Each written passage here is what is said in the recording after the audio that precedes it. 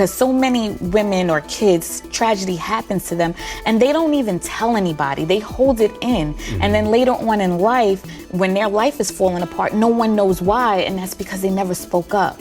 So I encourage women, speak up, tell, yes, don't let them have power over you. Welcome to Tipping Point. I'm your host, Greg Middleton. On today's episode, we're going to talk about not making excuses and how to overcome life's many obstacles to still find success. Joining us today is best-selling author Nicole Henderson. Thank you for joining us. Thank you. It's a pleasure to have you. It's a pleasure to be here. So we're going to dive right in because you have an incredible story that I think is worth sharing. So do you mind telling us a little bit about what got you started down this path and specifically your childhood, the obstacles that you encountered? Absolutely. So when I was born in New York City and Manhattan, and everybody thinks, oh, Manhattan, it's so great, but they don't know there's actually projects in Manhattan. And I lived in the projects of Carver Projects, and it's in Spanish Harlem. Okay.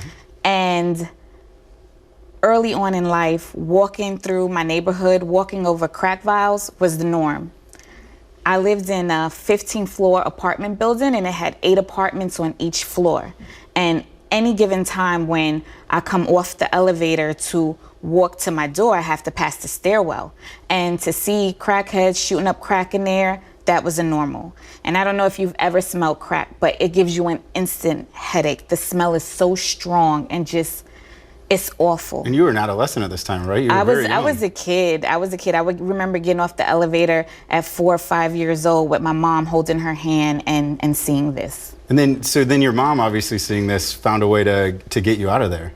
Yes, so there's a program when I was growing up called Fresh Air Fun. And that's a program where it takes the inner city youth kids and it takes them out to the suburbs with a family to stay for 2 weeks. And a lot of people are like, 5 years old? Absolutely not. I'm not sending my 5-year-old anywhere with strangers and not by my side.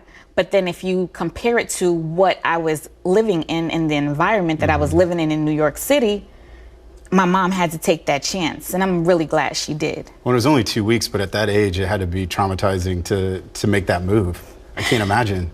I have always been this like little social butterfly. So I just felt like this was my other family. And they were white, and everybody's like, oh, but the little girl Jo, she was my age. I had a mom and a dad and a grandmother and a grandfather, and they were my family. So they just was an extension of the family that I'd already had, and I loved them like they were my own, and they treated me like I was their own. Oh, it's special. Have you been able to keep in touch with them? Yes, so we did lose contact for a big stint of my high school and college career. And then when I got pregnant with my 3rd child, right after she was born, I was able to get them on Facebook. Oh, yes. Social media connects us again. Social media, you gotta love it. And so things look up there, and then life hits you again. Life does hit me again, because where they brought me into a new environment, and it changed my mindset to know that I can have better, and society will tell you that, oh, you were born in the projects, that's where you're gonna stay. That's where you're gonna maintain your whole life. And I'm like, now I've seen what I could have. And that was important to me because the contrast was so just different from being in the projects and being in the suburbs and walking to the beach. So when I would go back to New York, though, reality would hit. And then tragedy strikes. I remember just being outside on my skates, and I'm just skating around, and my best friend's mom is watching us, and my best friend, she's on her bike, and we're just having a great time. And it's about 100 people out on the benches, and everybody's just having a good time. And then about 15 to 20 men come walking through the park. And at that time, they have these towels over some large objects.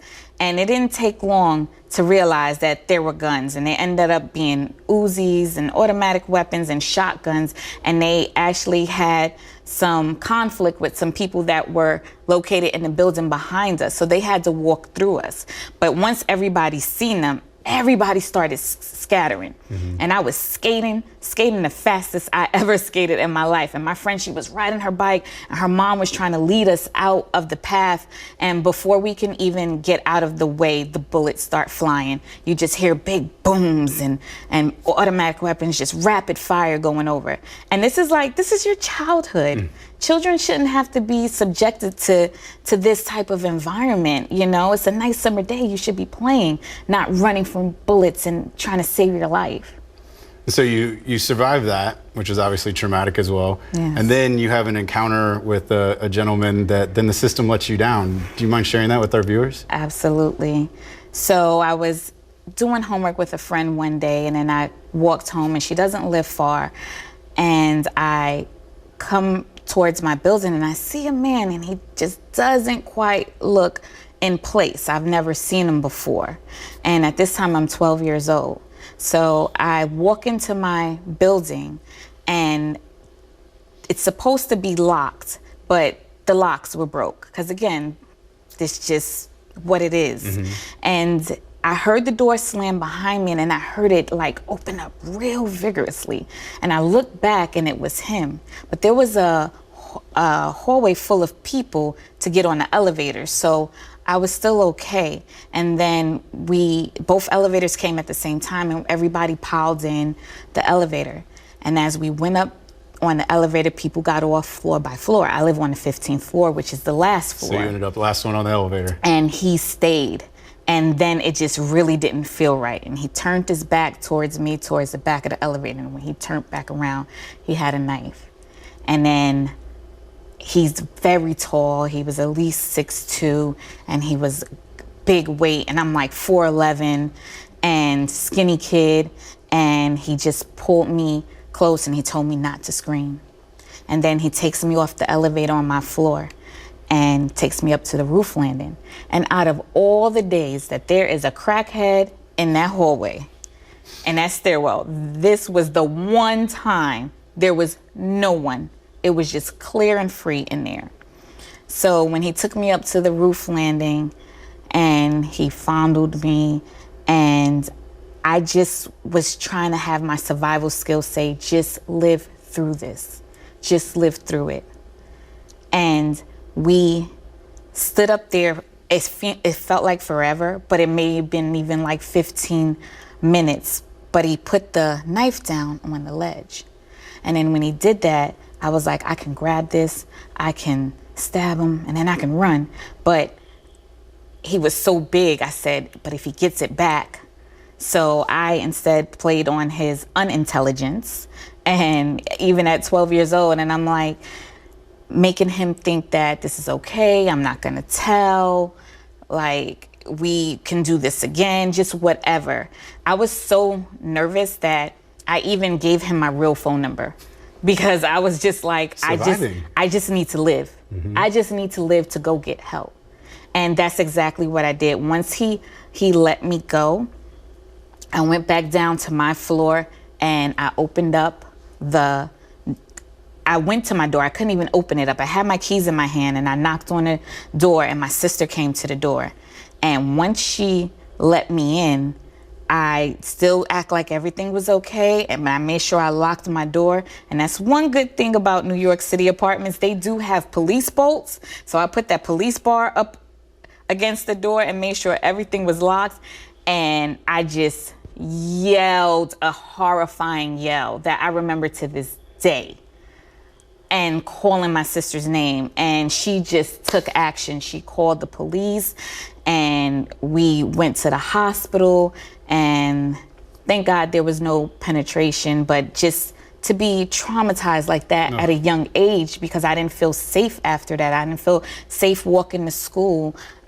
Even though I had to be walked to school. And it just, I didn't want it to take my independence away. Yourself. Right. And we actually went to court, because I sketched a perfect sketch of him, and it went to court.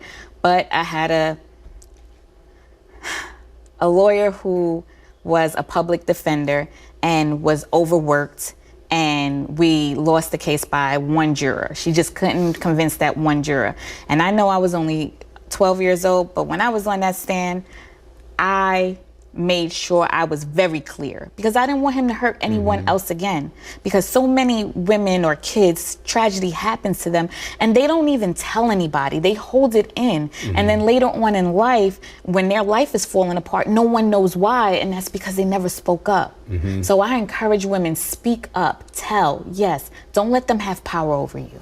Well, and you can see the strength that you had at 12 and at 5, and then you leave that area, the systems let you down. You go to Florida, things are going well, and tragedy strikes in high school again, you lose a friend, and then you join the military. Yes, I do. And go to college, first one on your dad's side to go to college. Yes. And boom, a baby. And so, I mean, your life, as I looked at the story, was just incredible. The amount of times you could have given up, or you could have said, okay, it's just not in the cards for me, or made excuses, but you didn't. And even sitting here, I can feel your strength through those moments. And so, what was that tipping point for you, that moment where all of these things are happening to you and you decide, you know what, I'm gonna become a best-selling author, I'm gonna take back control of my life, I'm gonna be the version that you are today? What was that tipping point?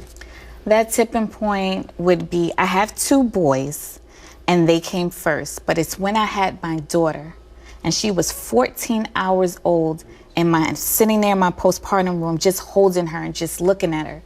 And I knew that whatever I accept in life, she's gonna accept in life. I'm a fixer of all things, and even if it's putting me in a bad spot. And I didn't want that for her. She was gonna mimic everything in life that I was gonna do.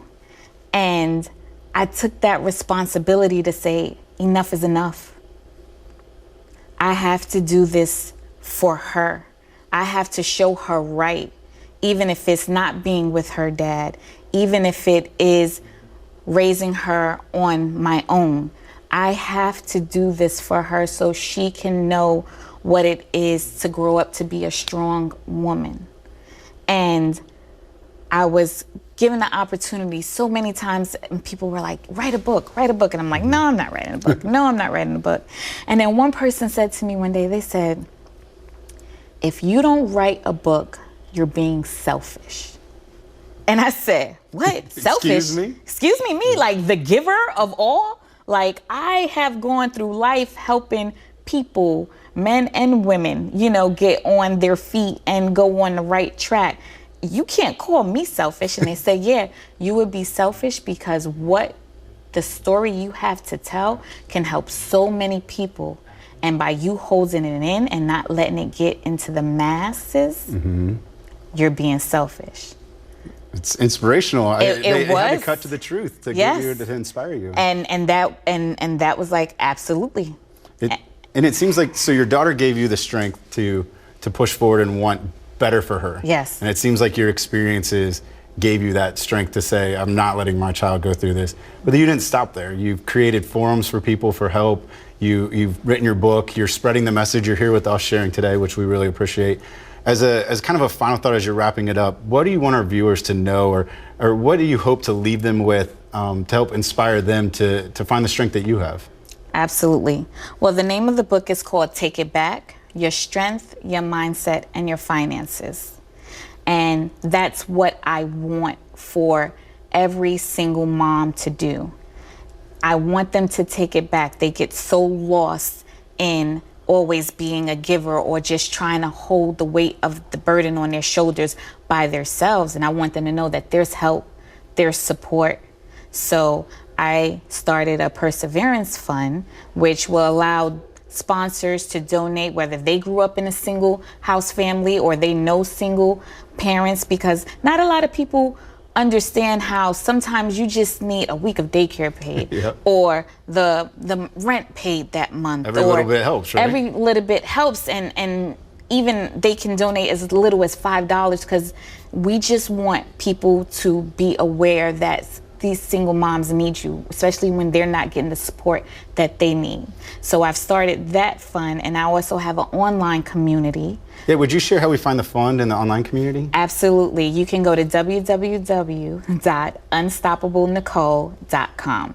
And on there, you'll find Instagram, Facebook, email, any way to get to me. Okay. And they can donate to the fund there as well? And you can donate on the fund. It'll say Shop for a Cause, or it'll say Perseverance Fund. That's Absolutely. amazing. Well, thank you so much for sharing that with us and for joining. Your message is inspirational, and I'm sure people at home will find it the same. Yes. Thank you again. Thank you. Thank you for watching Tipping Point. Please visit NBCPalmSprings.com/interactive as people from all around the world share their unique stories.